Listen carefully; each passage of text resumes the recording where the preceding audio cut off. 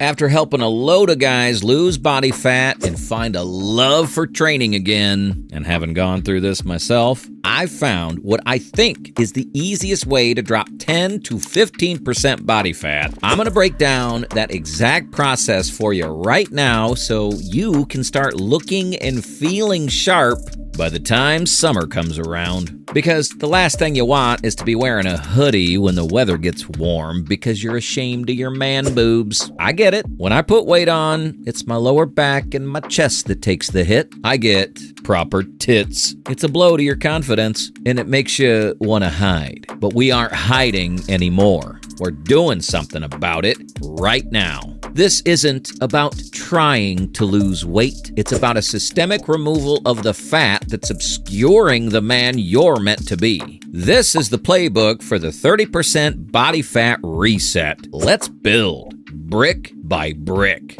Step 1 is getting clear on what shape you're actually getting into. I want you to get excited about this, but you gotta be realistic. Don't be delusional and say, I want to be shredded like a pro bodybuilder, if you still want to have 5 beers and a Chinese takeaway every Friday night. If you want the result, you have to flip a switch. We're aiming for 15% body fat. Why 15? Because at 15, you are leaner and in better shape than 90% of the population. You'll have a visible frame, your clothes will fit right, and you won't be hiding in the shadows. It is a massive achievement. If you'd like help losing your first 5 pounds, I've got a 30-day plan for you called the Blueprint in the description, where I show you exactly what's worked for me and my trainees over the first 4 weeks. But for the long game, you need to decide right now. Are you a man who makes promises he keeps, or are you just window shopping for a better life they aren't willing to earn? Step 2 is your roadmap. You need to be sensible and choose a structure that progressively gets harder so your body and brain have time to adapt. Most people should use a phasic structure. Every 4 weeks, the difficulty goes up. You start with a small deficit, then you tighten the screws. It gives you room to breathe. In 12 to 16 weeks, you will look and feel like a completely different person. But I won't be a hypocrite. Sometimes I'm an all-in, obsessive person. I've been known to jump into the deep end and just try to swim as long as possible. If that's you, if you have that switch in your head that once it's on, you're a machine, then you might be drawn to the aggressive approach. That means dropping your calories from 2,800 to 1,800 and hitting 12K steps a day from day one. Yeah, you'll lose fat faster, but you'll only win if you can hang on. If you burn out after 3 weeks, you've failed. If you haven't lost a lot of weight before, do the phasic one. Don't let your ego write a check your discipline can't cash. And on the days when you truly need it, when the battery is empty, have plenty of carbs and top it up. Whether that's 2 weeks in or 6 weeks in, be intuitive. Fuel the machine when it's genuinely stalling. Then get back to work. Step 3 is training. I can't think of anything worse than lifting 5 days a week when you're in a deep deficit. Even 4 days is pushing it if we want real quality. When I was the leanest I've ever been, I only lifted 3 days a week. Why? Because when you're 30% body fat and trying to get to 15, your legs are gonna feel empty from all the steps in the cardio. If you try to do a traditional upper-lower 4-day split, that second leg day usually turns into a waste of time because you got no juice left in the tank. I recommend a 3-day split. Lower, upper, or upper, lower,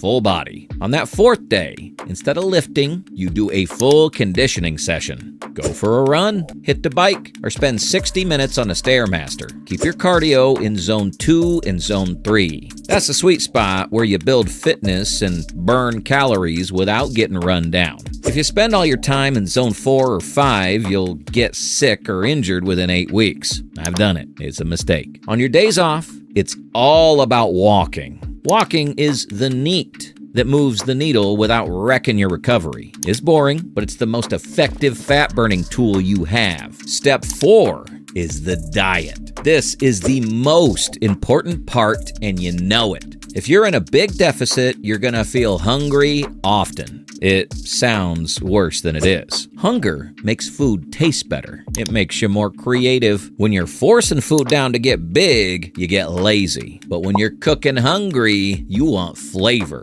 You want spices. You start making your own low-calorie chicken burgers and finding ways to make diet food actually excite you. There's a bunch of cool recipes on TikTok for low-calorie ideas. To find your numbers, multiply your current body weight in pounds by 10 to 12. If you're 176 pounds and you want to dive in deep, that's 1,760 calories. If you want to ease in, it's 2,100. Be honest about your personality. If you seek comfort in food when you're stressed, take it slow. I spent years addicted to food. That was my comfort. We all have something. Acknowledge your wiring and build a system that works with it, not against it. Keep your protein around 1 gram per pound of body weight. For me, that's about 180 grams. I used to do 250 grams a day, and it scarred me. I couldn't look at another chicken breast. You don't need to overdo it. Just hit your target to protect your muscle, then use the rest of your calories for carbs and fats. Carbs are your performance enhancer. They keep you strong in the gym. Don't eliminate them. Use fruit and clean starches to fuel your training sessions so you can still lift to failure. That's what keeps you looking sharp and muscular instead of just